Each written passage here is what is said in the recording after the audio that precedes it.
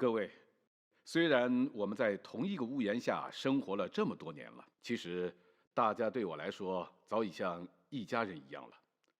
但是像这样坐在一起共进晚餐还是第一次，请大家不要觉得我过于的唐突了。其实今天举办这个特别的晚宴，是为了向各位表达我的歉意和谢意。先生，您千万别这么说。我们今天这个晚宴，难道不是为了纪念夫人的吗？也可以说是因为夫人的关系。这些天来，我的情绪一直很低落，对待一切都失去了耐心。我想，这一定给大家带来了很多困扰。先生，您别这么说。夫人的离开对您对我们打击都很大，我们只是为您的身体状况感到担心，并没有什么困扰。大家的理解让我感到很安慰，也正是因为如此，我才要感谢大家。主要是艾利克太太，我应该诚挚地向你表达我的歉意。今天下午我对你的态度实在是不好。领事先生，请你不要这么说。的确是我态度不好。其实我应该是最能理解艾利克太太的人。失去毕生挚爱的那种痛苦，并不是常人所能体会的。您说艾利克先生好像从没离开过您，您还时常听见他和您说话的声音，是吗？是的。其实我也觉得路易斯好像还在这栋房子里面。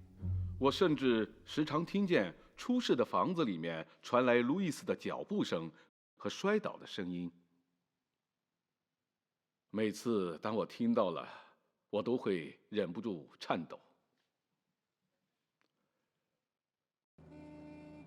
何子小姐，如果你想找冯警官的话，我陪你去。不用了，你送我回宪兵大队吧。好的，请。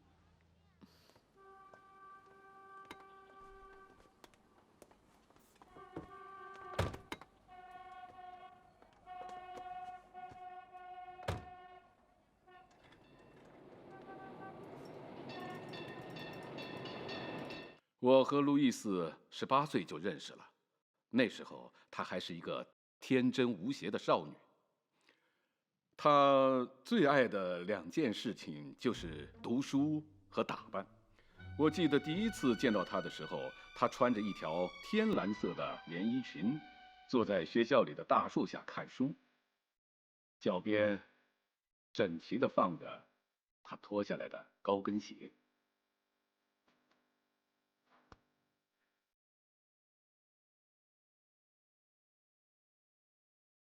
我就那样呆呆地看着她，心想，如果这个女孩能成为我的妻子，那该多好啊！谁知道梦想竟然成真了。只可惜，这个梦结束得太早。当我还在悲痛中的时候，令我不能接受的是，有人告诉我，路易斯他是被人害死的。没错，是我说的。就是这位警官告诉我的。而且他还说，害死路易斯的凶手就在领事官邸中。是的，各位，这栋楼的设施没有任何被破坏的痕迹，也就是说，没有外人进来。而且这个凶手对这栋楼的设施非常的清楚。为什么要害夫人？警官先生，您是怎么知道的？ Nancy， 按照你的说法，领事夫人进那个房间是为了取眼镜，对吧？可是夫人取了眼镜，有必要把门反锁吗？夫人在屋里跌倒了，不小心碰翻了埃利克夫人的药瓶。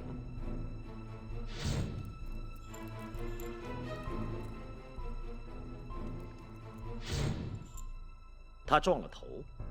你们说，一个人在受了伤害以后，他首先想到的不是去治疗，而是把这一地的药片全部放回这个瓶子里。这个现象正常吗？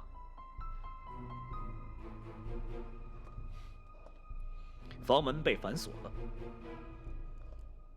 于是凶手就选择从窗户逃跑。他也在无意中在窗台上留下了他的脚印。警察在勘察现场的时候，留下了那双鞋的拓印。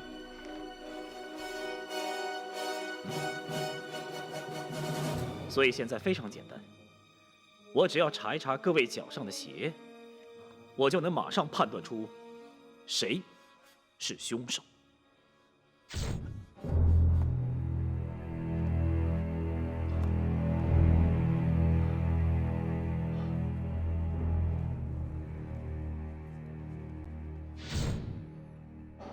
不，你胡说，根本就没有鞋印，我都擦干净了。哦，你太着急了。其实我这个上面什么都没有。我详细询问了艾利克夫人，那天你送夫人回家拿东西。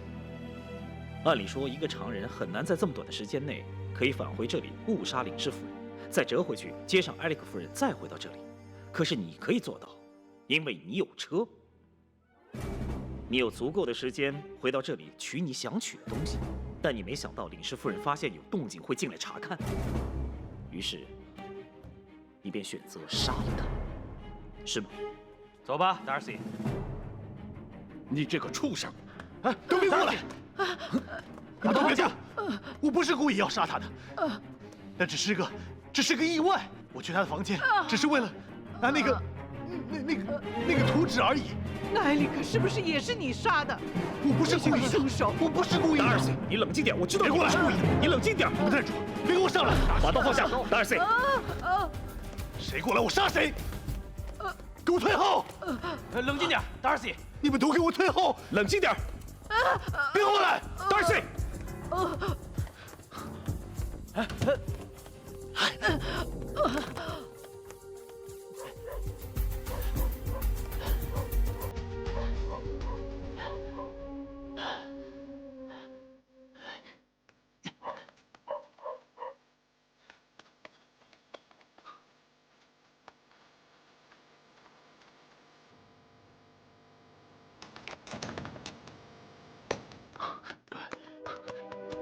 他人呢？我不知道，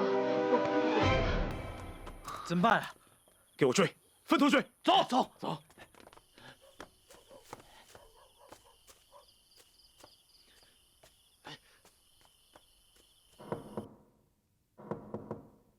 进来。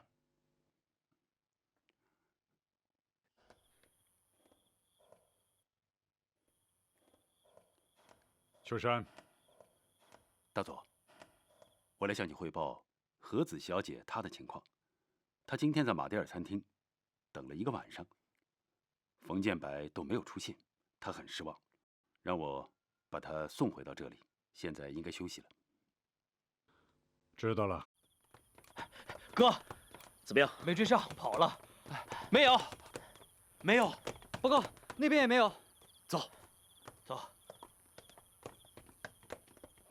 哎呀，李石先生！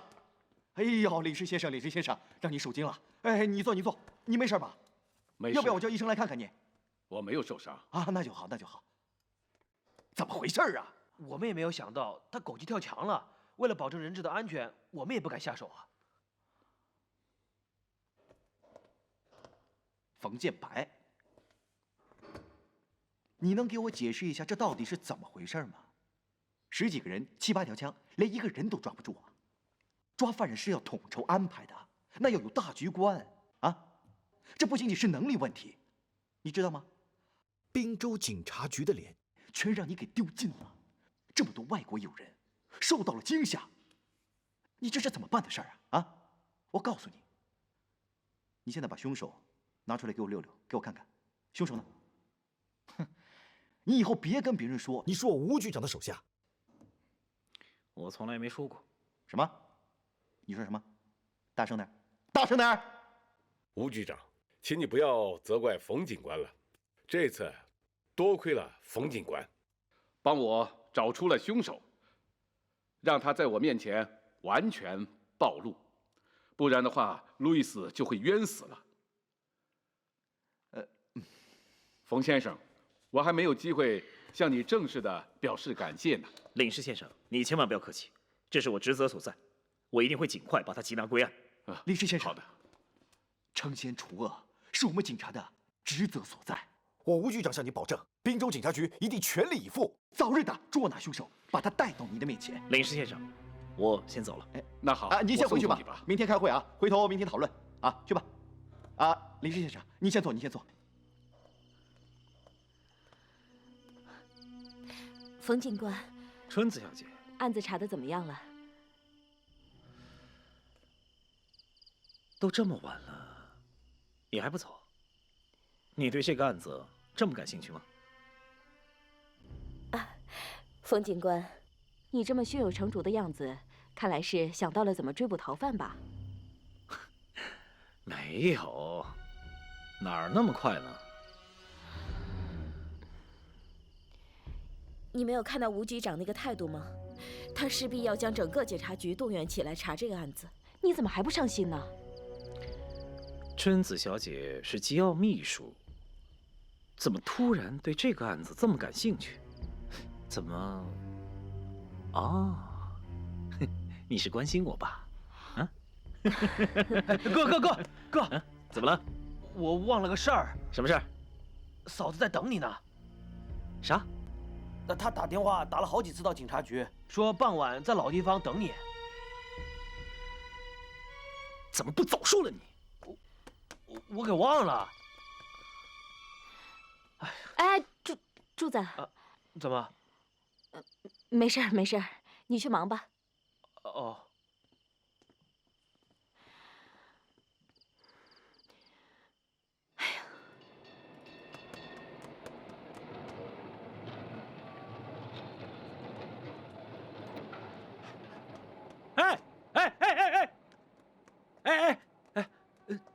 打烊了？怎么了？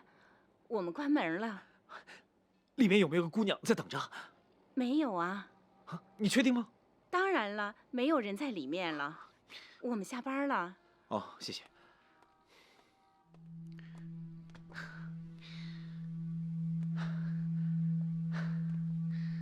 哎呀！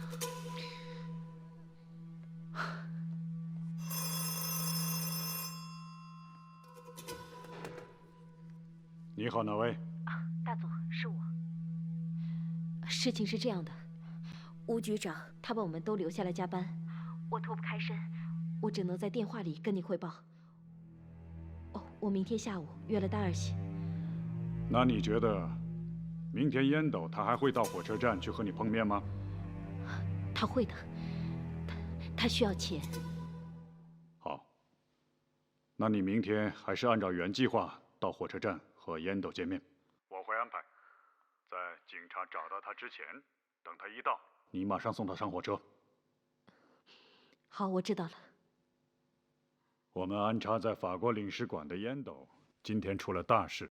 烟斗是我让春子和烟斗去接头的，主要是为了在法国人那儿能够得到一些情报。谁知道他闯了这么个大祸，要是被警察抓到了，那对我们相当不利。大佐，那我能帮你做些什么呢？我已经让春子约他明天在火车站见面。你带一些人到火车站去包围起来，只要他一出现就……嗨！如果烟斗不除掉，这必将是我们的一个后患，这是绝对不允许的，你明白吗？明白了。大佐，您刚才说春子小姐明天也在那里，那这枪打起来，万一……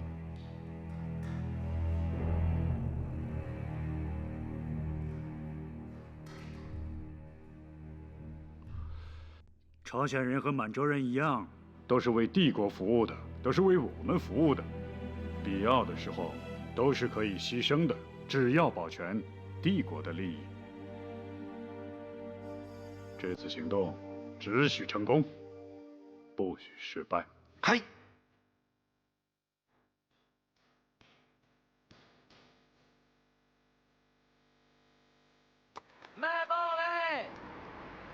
哎，小屁孩儿，过来，给我看看今天的报纸。哎，姐姐，看完给钱呢。过来。哎，姐姐，轻的不能当钱花。这个你还要钱吗？啊。好，小屁孩儿，我给你了，但下次不亲你了。买包了。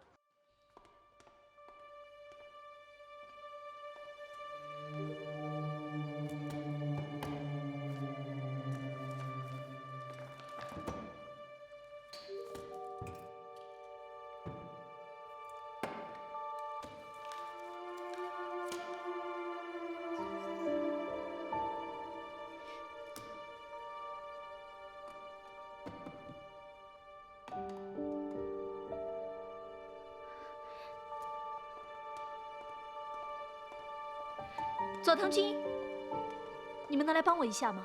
还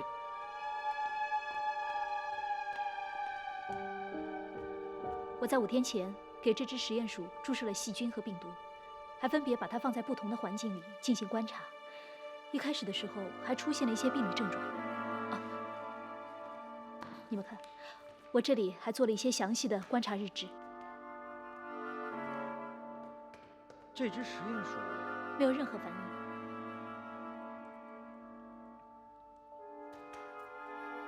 它好像真的没有什么反应啊。对，我不知道是它对病毒有抗体，还是这些病毒根本没有任何效果。这一切只能等检测报告出来之后才能知道。盒子小姐，你需要我们怎么帮你？哦，我希望你们帮我详细的解剖这只实验鼠，然后提交一份报告给我。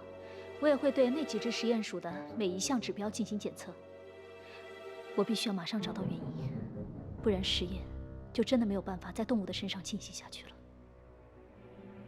盒子小姐，我们会尽全力的。谢谢。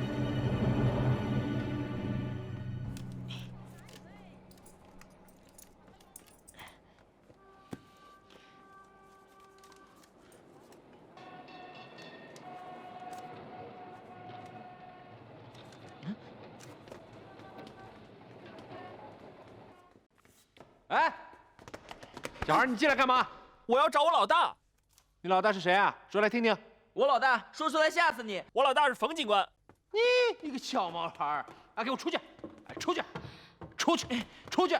哎，怎么回事啊？春子姐姐，这孩子我认识的，你来这儿干嘛呀？哦，春子小姐，他说他的老大是冯警官，一定要进去找他。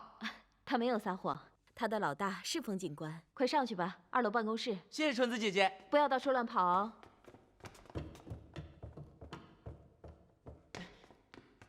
老大，老大，哎，你小子怎么跑这儿来了？我给你送东西啊。什么东西啊？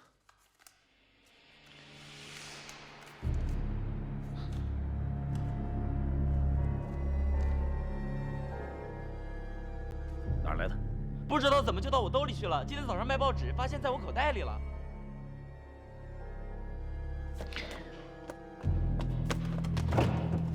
老大，去外面抓坏人，带上我呀！抓坏人轮不到你，走开！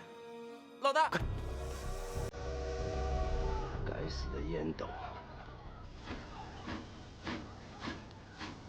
哎，停下，到了。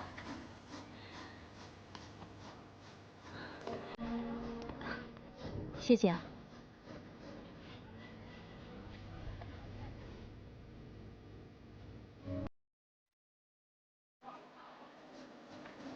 春子小姐来了。她要进去了。烟斗呢？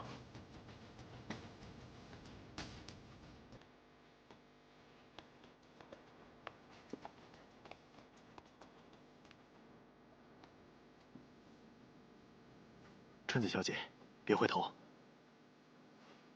你终于来了。大儿媳，慢慢的坐过来。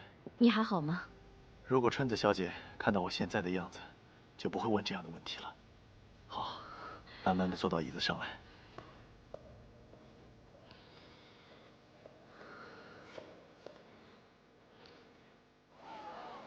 哎，刘真，我的视线被挡住了。那春子小姐，我们坐哪辆车走？半小时之后，直达长春。你是怎么逃出来的？我比那些个警察更熟悉领事官邸。我把 Nancy 当作人质逃了出来，就差一点点就被他们抓住了。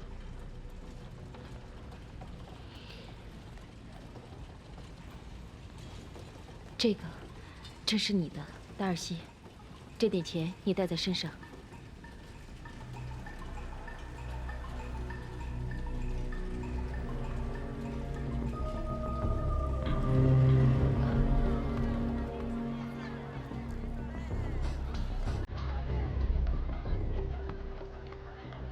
四处埋伏，观察情况，一旦发现达尔西，及时报告，绝对不许轻举妄动。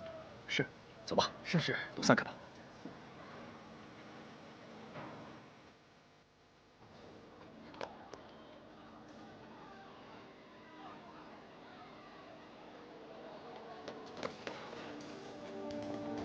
哥，怎么了？春子和达尔西在里面。春子啊，他怎么会在里面？走。春子小姐，时间差不多了。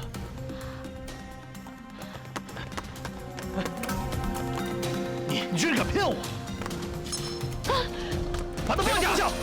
达尔西，你根本就是不肯放过我！达尔西，把他放下！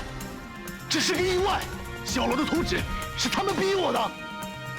谁是他们？谁是他们？达尔西，他们是谁？达尔西，是谁逼你的？好像有情况，旁边还有很多人。春子小姐，你骗了我，我是为了你，为了你，你听到没有？春子，小心！不许开枪！混蛋！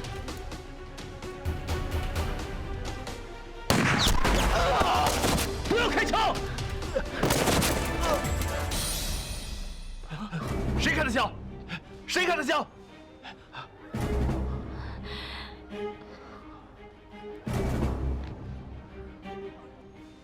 大众，走，可以回去向大佐汇报了。嗨，走。春子小姐，春子小姐，春子小姐，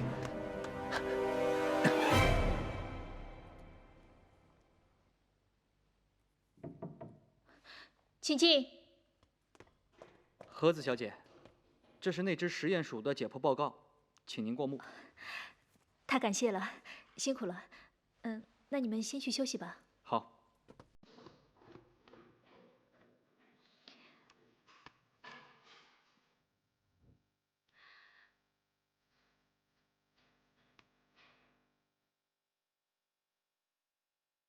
看来和子小姐的实验并不顺利。戚木君，虽然你是我的上司，但这里毕竟是我的办公室，我觉得你最好还是经过我的允许之后再进来。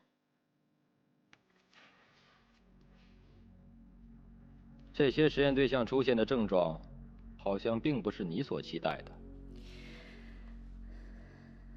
没错，我的实验室出现了一些问题，但这也是属于科学实验的正常现象。如果每一个实验的结果都能如同预期的话，那还有实验的必要吗？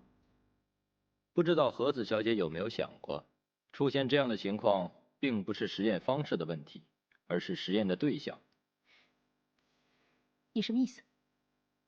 我的意思是，人和动物毕竟是有区别的。戚木君，这和实验对象没有关系。哦，那我倒是要问问和子小姐，为什么会出现这样的情况？我暂时还没有找到原因。看来被众星捧月般对待的科学家和子小姐，也不过如此。戚木先生，我请你不要侮辱天皇陛下对我的肯定。好，可以再给你一些时间，以示对天皇陛下的尊敬。但到时如果依然失败的话，请记得你对我的承诺。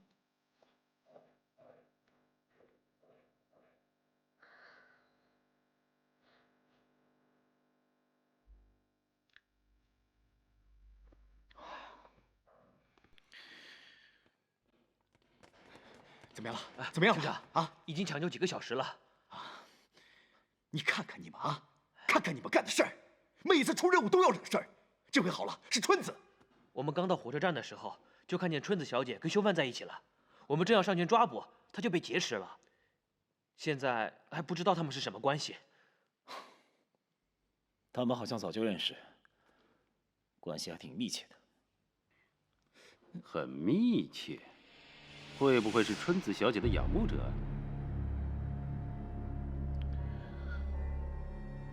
嗯，你怎么又出现了？我代表宪兵队来看望春子小姐，听说连你也受了伤了。窦翁先生的消息可真是灵通啊！话虽如此，这次你还是有功的，及时的找到了并且击毙了凶手。我们警察局还是很有面子的啊！吴局长，这话为时过早吧？啊，我当时明明下了令，我说不许开枪，可凶手为什么还是中枪了？有人从背后放了冷枪，谁开的？谁开的枪？别胡说八道了，除了你们还会有别人吗？是吗？哎，医生，怎么样？怎么样？啊，是这样的，病人虽然身中2刀，但所幸没有伤及内脏，目前情况还算稳定。只是他失血太多，暂时还要昏迷一阵。现在送他进病房吧，你们不要打扰他了，让他安静的休息吧。啊，嗯。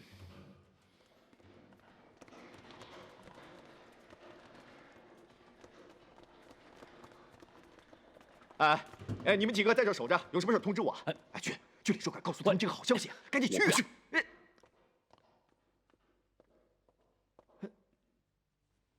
啊！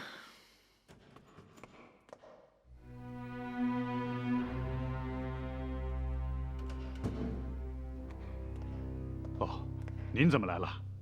哎呀，是该来看看了。啊，您坐。你看外面都乱成什么样子了？这2天接二连三的出事，我正要去跟您商量商量。关根君，已经死了3个人了，事情一次比一次闹得大。宪兵队每天都要应付那些警察和记者。作为我最重要的也是最依赖的合作者，我也在想，该如何跟你交流呢？啊，请坐。惭愧啊，惭愧。柳春子怎么样了？啊，她已经没有生命危险了，放心吧。她的身份呢？从目前情况看，也没有暴露，警察局那边也没有任何烟斗的消息。关根君，我要的东西呢？我一定努力的寻找，争取早日找到。那就拜托了。明白了。一定要不择手段，不惜代价。我明白了。别的你都不用管，不管死多少人，付出多大的代价，图纸一定要拿到手，不能让别人得到。一切痕迹都要毁灭干净。我知道了。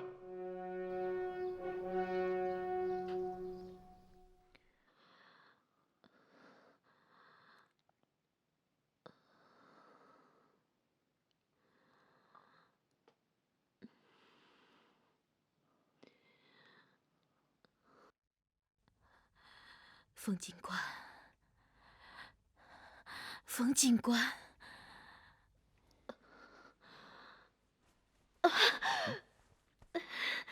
你醒了？哎，怎么了？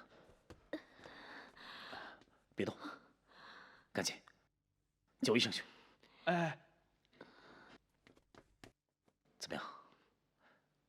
哎呀，你说你这个人怎么像个女战士一样，还出来帮我挡一刀？我那是本能反应。来，慢点儿。对了，你究竟为什么会去火车站跟达尔西见面呢？哎，别动，别动，躺下说。这个，我第一次见到达尔西，是跟吴局长一起去参加马迭尔的一个宴会。那个时候，达尔西就对我表现出了好感。后来，我经过一家酒店，看到达尔西被几个大汉抛出门外，还鼻青脸肿的。后来才知道，他是因为嗜赌成性，欠了赌场好多的钱。我看他可怜，就把钱借给他，还了赌债。没有想到，他更拼命地追求我。他经常到我家等我，还经常约我吃饭。我是拒绝了很多次，可是没有想到，我的拒绝反倒让他更偏执。他觉得我是看不起他的司机身份，所以拒绝了他。昨天下午他给我打电话，说为了能让我看得起他，他做了很多的事情。现在他已经走投无路了，所以我们约在了火车站见面。当时我还不知道发生了什么，后来到了领事馆才知道，原来达尔西闯下了这么大的祸。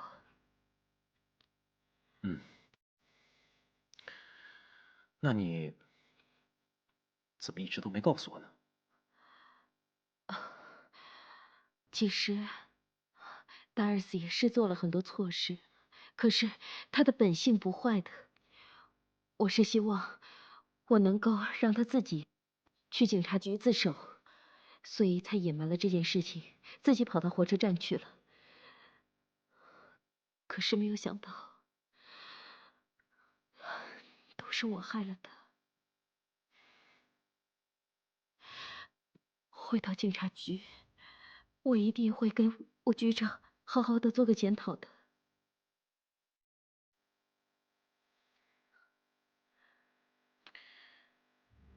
来，喝口水。其实达尔西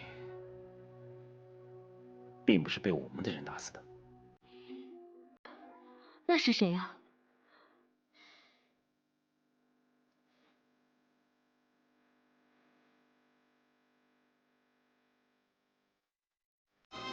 哎，医生来了，医生来了。好好休息，我先回去。一会儿我让小丽和婷婷过来陪你。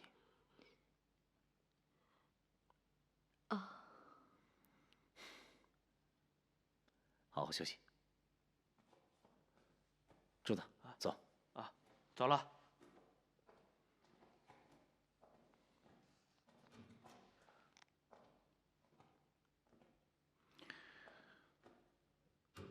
你出去等我吧。哎，怎么还在这里啊？想进去吗？你们一直在里头，我不方便进去啊。这话说的，有什么不方便的呢？我是说，你陪着救命恩人是应该的。既然春子小姐已经没事了，我就不打扰她休息了，先走了。达尔西的死好像春子小姐有所了解。是不是和你们宪兵队有关呢？春子小姐这么说的？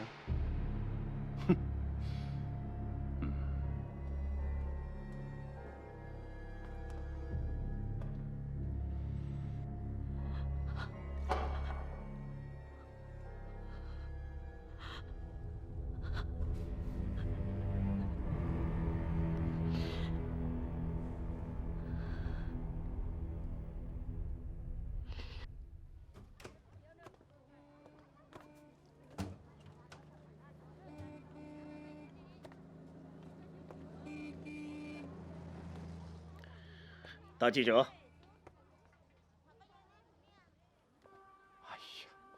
你是鬼啊？怎么老在我要回家睡觉的时候出现？来，我们找个地方喝一杯。啊？你请客啊？走吧。啊！真想不到，你2天之内经历了2次绑架。嘘。哎，你这个警官当的可是够传奇的啊！我真想把你当原型写个连载，每天登报，不怕断稿啊！哎，喂，有那么高兴吗？啊，会挤兑我了是吧？不敢。哎呀，越想越奇怪啊！这柳春子姑娘看起来挺文弱的，想不到她还能为你挡刀子。你堂堂一个冯警官，被弱女子救了一命，这个滋味挺新鲜的啊！差不多就行了啊，别再说了。今天那个姓董的阴阳怪气，拿这事儿挤兑我半天了，我这气儿还没顺过来呢。你别哪壶不开提哪壶啊！好。哎，对了，你帮我分析分析，你说这柳春子和Darcy，他们之间的关系真的这么简单？你能在关系里面找到漏洞吗？我只是觉得事情没那么简单。哎，你知道吗？我今天在医院故意试探柳春子，我跟她说杀死Darcy的凶手另有其人，她的反应很奇怪，她摆明了是知道什么，却不方便告诉我。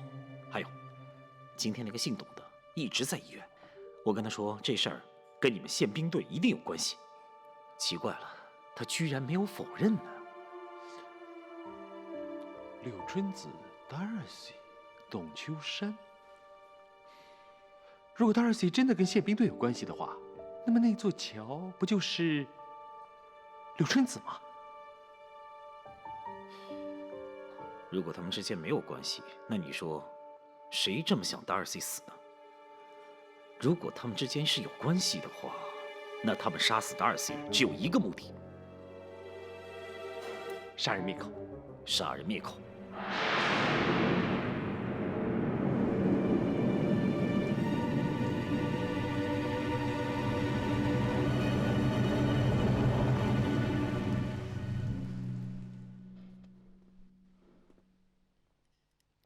连续几次用餐时间我都没有看见你。你知道，我们的实验环境下是严禁带餐饮物进入的，所以，我建议你去吃些东西。比起吃吃喝喝，我现在的实验更重要。这矛盾吗？在实验莫名其妙失败之前，这本来是不矛盾的。执着是一名科学家最优秀的品格，但过分执着那就是固执，会成为影响你判断的因素。况且，你现在不吃不喝，身体会垮的。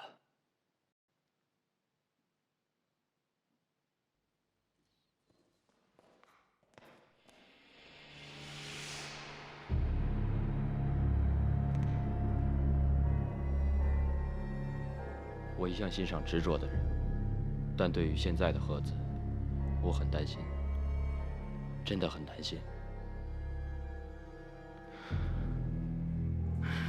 理解，但没有必要过分担心。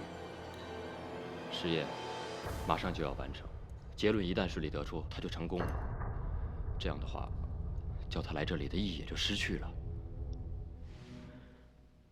盒子，他之前没有取得成功，之后也不会成功，完全没有可能。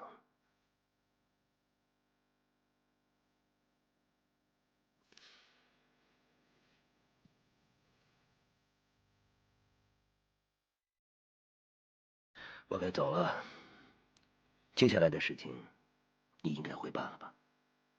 是，请放心吧。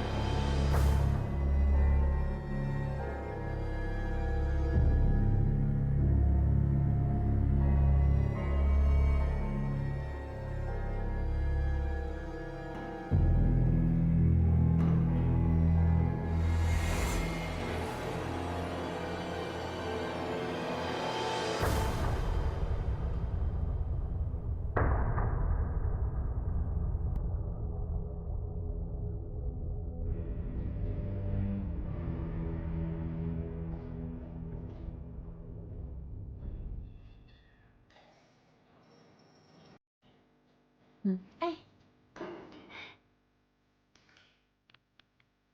找您钱。